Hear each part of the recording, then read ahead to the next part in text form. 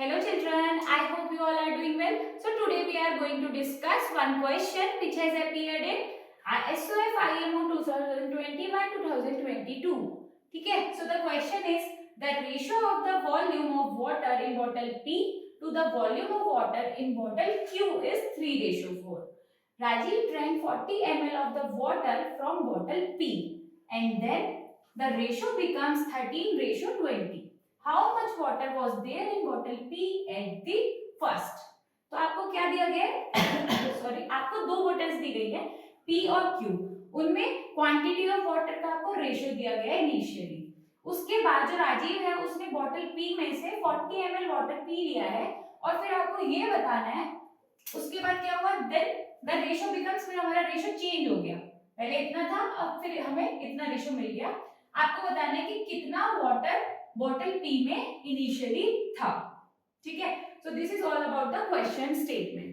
अब हम इसको कैसे स्टार्ट करेंगे? सबसे पहले हम क्वांटिटी देखते हैं वाटर की. Late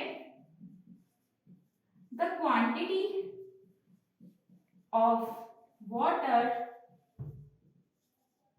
in bottle P and Q is 3x and 4x respectively. We are using respectively here because हम लाइन से P में 3x and Q से 4x. That means respectively. क्यों 3x और 4x है? क्योंकि उनका रेशियो में कितना दिया गया है? 3:4. इसलिए हमने क्वांटिटी ऑफ वाटर लेट कर लिया. अब यहाँ पे एक मिस्टेक है, आपने ध्यान दिया है दिया आई डोंट नो, बट यहाँ पे आप 3x ml लिखोगे एंड सिमिलरली 4x ml. ठीक है? तो ये आपको भूलना नहीं है. ml क्यों लिख रहे हैं? क्योंकि हम क्वांटिटी लेट कर रहे हैं वाटर की. ठीक है? ये हो गया इतना. उसके बाद अब हम क्वेश्चन की लैंग्वेज के थ्रू फॉलो करेंगे अकॉर्डिंग टू क्वेश्चन. ओके, हमें कितना दिया गया है? हम पे 3x P में था और 4x Q में था. अब उसमें से कितना भी गया? 3x बॉटल P में से कितनी क्वांटिटी ऑफ वाटर राजीव ने वाटर पी लिया? -40. ठीक है? रेशियो Q का सेम रेशियो था. Q कितना था? 4x ml. तो वो सेम रहा 4x इक्वल टू, जब उसने 3x में से 40 ml पी लिया और 4x एज इट इज था Q में, तब हमारा रेशियो किसके इक्वल आया? 13:20. ओके, तो हम इक्वल में लिख दिया हमने 13:20. ये लाइन समझ आई? हमने सबसे पहले P का टोटल क्वांटिटी लिया, उसमें से 40 ml माइनस किया, रेशियो Q हमारा एज इट इज है और उसके बाद हमें जो रेशियो मिला वो हमने इसके इक्वल टू में लिख दिया जो हमें क्वेश्चन में गिवन था ऑलरेडी. अब इसके बाद आपको सिर्फ सिंपलीफाई करना है. इसको हम कैसे लिख सकते हैं? 3x - 40 divide by 4x equal to 13/20. ऐसे तो लिख सकते हैं. इसको क्रॉस मल्टीप्लाई करेंगे. 3x - 40 equal to 13 into 4x. Bracket में मल्टीप्लाई करो अंदर. 23 जा 60x माइनस, अब यहाँ पे करो, ये आएगा 800. 20 मल्टीप्लाई बाय 40, इसकी मल्टीप्लाई करो. 34 जा 52. Okay, 52x. अब यहाँ पे हमें इक्वेशन आ गई. अब हम यहाँ से जो हमारा मेन फोकस है वो है x की वैल्यू फाइंड करने का.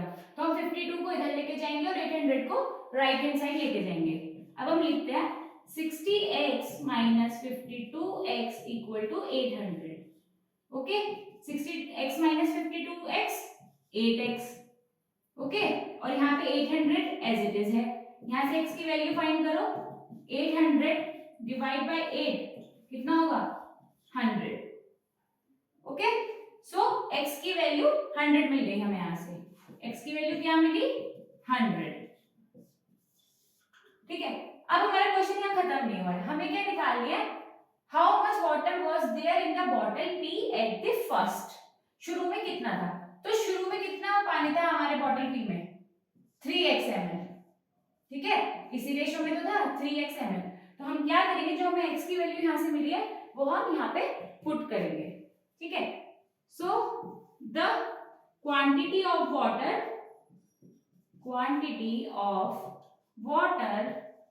in bottle P initially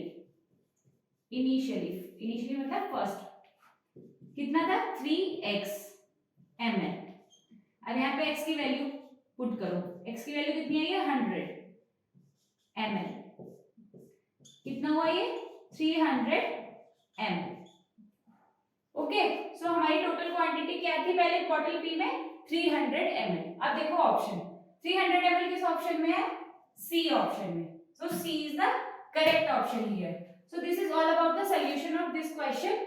I hope आपको अच्छे से समझ आया होगा। Thank you so much.